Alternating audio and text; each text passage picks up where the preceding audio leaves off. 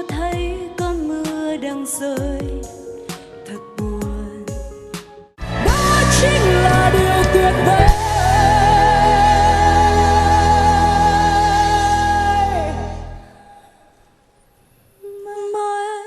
Mình đã cùng một cái